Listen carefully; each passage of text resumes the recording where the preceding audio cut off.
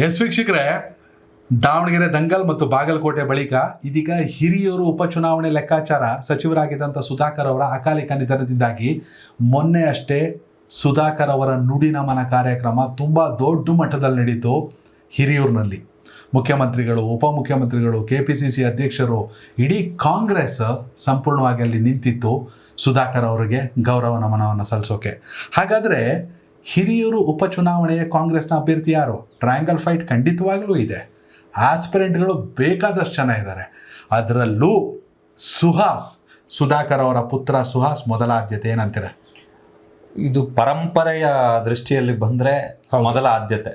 ಈಗ ದಾವಣಗೆರೆ ದಕ್ಷಿಣದಲ್ಲಿ SS ಮಲ್ಲಿಕಾರ್ಜುನ್ ಅವರ ಮಗನಿಗೆ ಟಿಕೆಟ್ ಕೊಟ್ಟರು, ಬಾಗಲಕೋಟೆಯಲ್ಲಿ ಮೇಟಿ ಅವರ ಮಗನಿಗೆ ಟಿಕೆಟ್ ಕೊಟ್ಟರು, ಅಥವಾ ಬೇರೆ ಬೇರೆ ಈ ಹಿಂದಿನ ಈ ನಿಧನದ ಕಾರಣದಿಂದ ನಡೆದಂತಹ ಚುನಾವಣೆಗಳ ಸಂದರ್ಭದಲ್ಲಿ ಅವರ ಕುಟುಂಬ ಸದಸ್ಯರಿಗೆ ಟಿಕೆಟ್ ಕೊಟ್ಟಿದ್ದಿದೆ. ಹೌದು, ಸುರಪುರದಲ್ಲೂ ಕೂಡ ವೇಣುಗೋಪಾಲ್ ನಾಯ್ಕಿಗೆ ಕೊಟ್ಟಿದ್ರು. ಸೊ ಹಾಗಾಗಿ ಪರಂಪರೆಯ ದೃಷ್ಟಿಯಲ್ಲಿ ನೋಡಕ್ ಹೋದ್ರೆ, ಸಂಪ್ರದಾಯದ ದೃಷ್ಟಿಯಲ್ಲಿ ಹೌದು, ಯಾರು ಆಗ್ಲಿದ್ದಾರೆ ಅವರ ಕುಟುಂಬಕ್ಕೇನೆ ಟಿಕೆಟ್ ಕೊಡಬೇಕೆನ್ನುವಂತ ಸಂಪ್ರದಾಯವನ್ನೇ ಮುಂದುವರಿಸಿಕೊಂಡು ಹೋಗೋದಾದ್ರೆ ಸುಧಾಕರಿಗೆ ಕೊಡಬೇಕಾಗತ್ತೆ.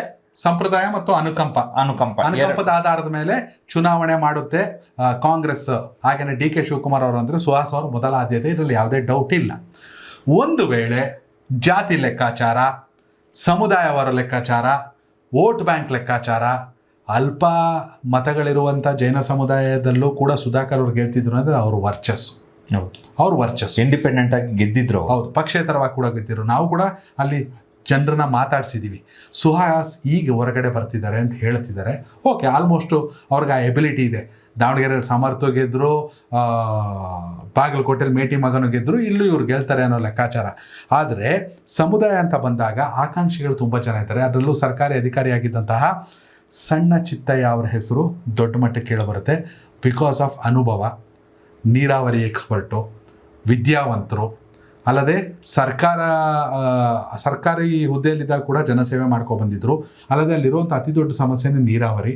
ಆದರೆ ಸಮುದಾಯ ಅಂತ ಬಂದಾಗ ಕಾಡುಗೊಲ್ಲ ಸಮುದಾಯ, ಹೀಗಾಗಿ ಅವ್ರಿಗೆ ಅವಕಾಶ ಸಿಗಬೇಕನ್ನೋ ಲೆಕ್ಕಾಚಾರಗಳು ಖಂಡಿತ. ಆಮೇಲೆ ಇಲ್ಲಿ ವಿಶೇಷ ಏನಾಗುತ್ತೆ ಅಂತ ಹೇಳಿದ್ರೆ, ಈಗ ಸಣ್ಣ ಚಿತ್ತಯ್ಯ ಅವರು ಈಗ ಹಿರಿಯೂರು ಬೈ ಎಲೆಕ್ಷನ್ ಅನೌನ್ಸ್ ಆಗಿಲ್ಲ, ಬಟ್ ಸಣ್ಣ ಚಿತ್ತಯ್ಯ ಅವರು ಆಲ್ರೆಡಿ ಕ್ಯಾಂಪೇನ್ಗೆ ಇಳಿದಾಗಿದೆ. ಹೌದು, ಫೀಲ್ಡ್ ಅಲ್ಲಿ ಇದ್ದಾರೆ. ಈಗ ದಾವಣಗೆರೆ ದಕ್ಷಿಣ ಮತ್ತು ಬಾಗಲಕೋಟೆಯ ವಿಚಾರಕ್ಕೆ ಬಂದಂತಹ ಸಂದರ್ಭದಲ್ಲಿ ಪಕ್ಷದ ಒಳಗಡೆ ಟಿಕೆಟ್ ಯಾರಿಗೆ ಕೊಡಬೇಕು ಅಂತ ಹೇಳಿ ಸ್ವಲ್ಪ ಫೈಟ್ ಇತ್ತೆ ಬಿಟ್ರೆ, ಹೌದು, ಬೇರೆಯದ್ದು ಫೈಟ್ ಇರಲಿಲ್ಲ. ಈಗ ದಾವಣಗೆರೆ ದಕ್ಷಿಣದಲ್ಲಿ ಕಾಂಗ್ರೆಸ್ ಅಲ್ಲಿ ಯಾರಿಗೆ ಟಿಕೆಟ್ ಕೊಡಬೇಕು, ಬಿಜೆಪಿಯಲ್ಲಿ ಯಾರಿಗೆ ಟಿಕೆಟ್ ಕೊಡಬೇಕು ಅಂತ ಫೈಟ್ ಇಟ್ಬಿಟ್ರೆ, ಅಲ್ಲಿ ಮೂರನೆಯ ಪಾರ್ಟಿ ಅಥವಾ ಇಂಡಿಪೆಂಡೆಂಟ್ ಆಗಿ ನಾನೇ ಕಂಟೆಸ್ಟ್ ಮಾಡ್ತಾ ಇದ್ದೀನಿ ಅಂತ ಯಾರು ಬಂದಿರಲಿಲ್ಲ.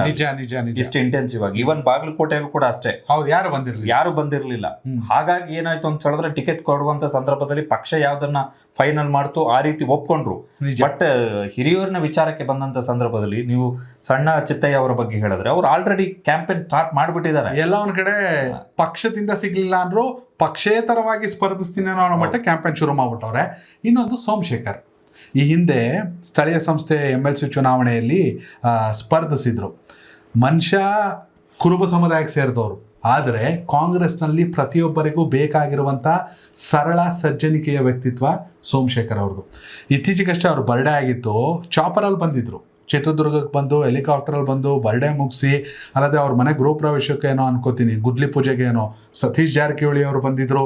ಅಲ್ಲದೆ ಪರಮೇಶ್ವರ್ ಅವ್ರಿಗೆ ಬೇಕು, DK ಶಿವಕುಮಾರ್ ಬೇಕು, ಸಿದ್ದರಾಮಯ್ಯ ಅವ್ರು ಬೇಕು. ಅಲ್ಲದೆ ಅವ್ರ ಲಿಂಕ್ ಯಾವ ಮಟ್ಟಕ್ಕಿದೆ ಅಂದರೆ, ರಾಬರ್ಟ್ ವಾದ್ರಾ ಅವರು ಕರ್ನಾಟಕಕ್ಕೆ ಬಂದರೂ ಕೂಡ ಇವರ ಉಪಸ್ಥಿತಿಯಲ್ಲಿರಬೇಕು. ಹೀಗಾಗಿ ಸೋಮಶೇಖರ್ ಸರಳತೆಯಲ್ಲಿ ಅತಿ ದೊಡ್ಡ ವ್ಯಕ್ತಿ, ಅಲ್ಲದೆ ಅತಿ ಹೆಚ್ಚು ಅಭಿಮಾನಿಗಳನ್ನು ಹೊಂದಿರುವಂಥ ವ್ಯಕ್ತಿತ್ವ, ಅಲ್ಲದೆ ಕುರುಬ ಸಮುದಾಯ. ಹೀಗಾಗಿ ಫೈಟ್ ಇದೆ. ಫಸ್ಟ್ ಆಪ್ಷನ್ ರ್ಯಾಪೋ ಚೆನ್ನಾಗಿದೆ ಸೋಮಶೇಖರ್ ಅವ್ರದ್ದು.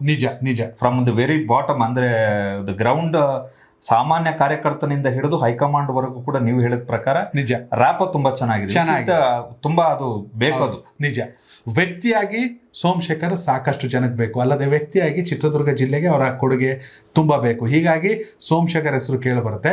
ಒಟ್ಟಾರೆ ಟ್ರಯಾಂಗಲ್ ಫೈಟು ಕಾಂಗ್ರೆಸ್ ಟಿಕೆಟ್ಗೆ ಅನ್ಕೊಳ್ಳೋದೇ ಆದರೆ Suhas first option, Chittayya second option, Somashekhar ಮೂರನೇ ಆಪ್ಷನ್. ಅದಲ್ಲದೆ ಸಾಕಷ್ಟು ಜನ ಇದ್ದಾರೆ. ಪೂರ್ಣಿಮಾ ಶ್ರೀನಿವಾಸ್ ಅವ್ರ ಹೆಸರು ಇತ್ತು, ಆದರೆ ಅವ್ರಿಗೆ ಉಸ್ತುವಾರಿ ಕೊಟ್ಟಿರೋದ್ರಿಂದ ಅವ್ರು ಚುನಾವಣೆ ಮಾಡ್ತಾರೆ ವಿಡಿಯೋ ಮಾಡಿಬಿಟ್ಟಿದ್ದೀವಿ. ವೀಕ್ಷಕರೇ, ಯಾರೇ ಕಾಂಗ್ರೆಸ್ ಟಿಕೆಟ್ ಸಿಗಬೇಕು ಕಾಮೆಂಟ್ ಮೂಲಕ ತಿಳಿಸಿ. ಧನ್ಯವಾದಗಳು. ಕನೆಕ್ಟ್ ಕರ್ನಾಟಕ ಇದು ನಿಮ್ಮ ನೆಟ್ವರ್ಕ್.